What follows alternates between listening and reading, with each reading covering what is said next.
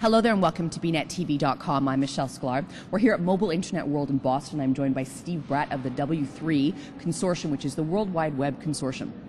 Absolutely right. Thank you so much for joining us today, Steve. My pleasure. First of all, let's illuminate our audience and tell us what the World Wide Consortium is all about. Sure. The World Wide Web Consortium was founded in 1994.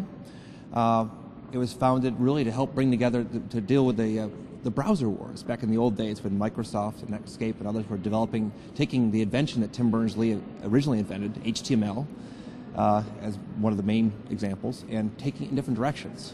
Taking a standard essentially and adding features and doing, in good faith, I hope, but taking it in different directions, making it to the point where you probably remember the days when you would click on a link and it would say only visible with Internet Explorer, only visible with Netscape. So the idea was, and all the industry agreed, including Netscape and Microsoft, we need to bring together, create a standards organization to make sure that the standards for the web are set, agreed upon by all vendors so that users can benefit by having a seamless experience on the web no matter what kind of a computer or browser they're using. Right. Now, certainly the various companies that were, producing for the internet, whether it be browsers or websites or whatever the case may be, understood the necessity of having a unified approach to create some type of standard. At the same time, who is it that makes up the World Wide Web Consortium, and what was that process like in kind of bringing together those individuals and organizations? Well, it started off with a lot of the big vendors as well, Microsoft and Sun and Oracle. We now have 440 members, just about all the major high-tech companies around the world, a lot of the big content producers as well. Telecom companies are very heavily represented in W3C, especially excited about the use of web technologies on mobile phones. So it turns out that there's a real interest, a common interest among companies to make sure that this underlying layer of the web really works so they can make money on selling content, selling services on top of the web. When the web breaks down and it doesn't work between different people, different companies, then the things that people try to sell on top of it aren't going to be as valuable. Right. Now, you're speaking at the Mobile Internet World later on today on standards for mobile web development? Well, it's interesting. We believe that there's one web. So there's not a mobile web, there's not a fixed web, not a laptop web, there's not a Chinese web and an American web. Right. But there's one web. And again, that's key to having the same standards globally used.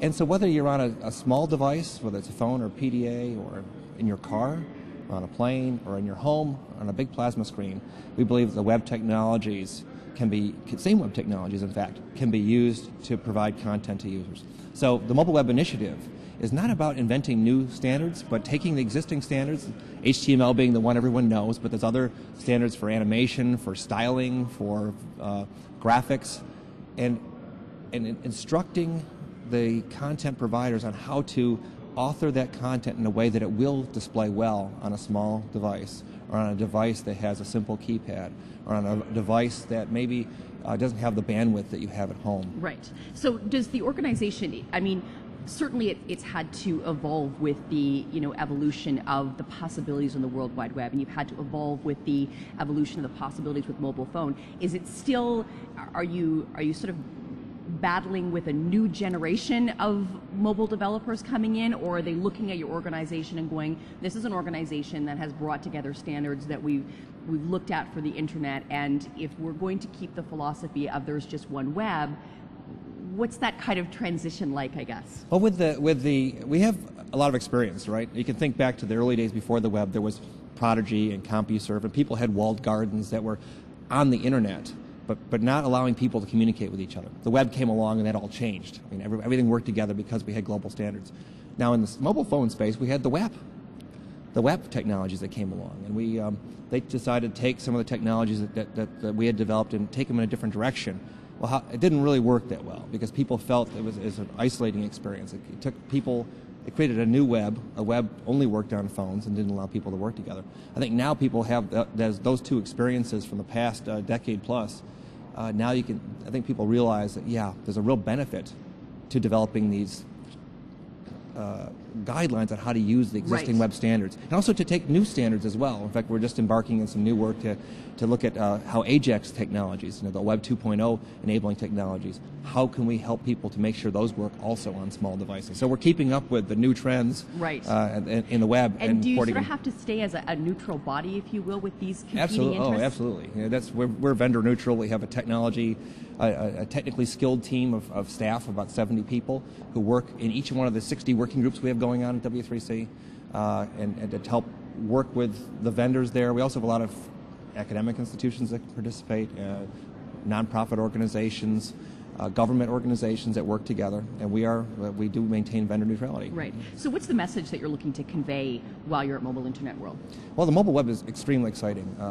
One of the great benefits is going to be that there's something like 2 billion mobile phones out there. There's only a little over a billion, about 1.2 billion people on the internet most people know it, on the desktops and laptops. So we have a chance to maybe triple the number of people connected together in the world through the internet and through the web, putting a good dent in the digital divide.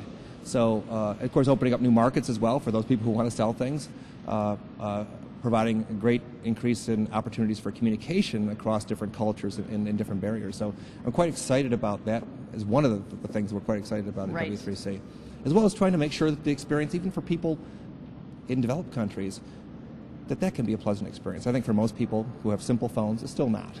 Right. So we have a challenge ahead of us. We have a lot of the best minds in our industry working on it, so I'm pretty optimistic that we're going to succeed. Right. So my last question for you is that obviously your organization, I guess, has been spearheaded, if you will, by Tim Berners-Lee, who we all know is, considered the father of the World Wide Web, or the father of HTML. What's the experience been like working with an individual that has, I guess, sort of been their beginning of the creative mind of this whole World Wide Web as we know it? Oh, it's been wonderful. He sits right next to me in the office next door. His mind does, he's always years ahead of the rest of us, and it's amazing how he can jump into a really difficult, thorny technical problem in the middle of one of our smallest working groups and see very quickly what's wrong. So it's a real pleasure to work with him. He's also very idealistic, and he set these very high standards for our organization to be more than just in fact, we're not a lobbying organization or an industry association. We are a technical organization, and he still loves hacking new code. He's working on the semantic web and the sort of the future technologies for the web, it's a great experience. It's a great experience working with him. Yes, absolutely. Yeah. And our members appreciate that too. In fact, the members of the organization, I think one of the things that draws them to us is the ability to be able to work with Tim and people like him to help enhance the work that they're doing within their own companies as well. And he's going to be speaking at Mobile Internet World as well. I'm not sure if you can give us any indication as to what he's going to be talking about, so our viewers know to tune in and perhaps watch that session. Well, one of the themes he will focus on, I believe, is going to be breaking down the walled gardens. So, as I mentioned, the good example, good analogy is the Prodigy and CompuServe and the AOL of old, not the AOL of today, setting up these sort of walled gardens for people on the internet, which were a wonderful way to get in. And we had similar kinds of things going on in the mobile world.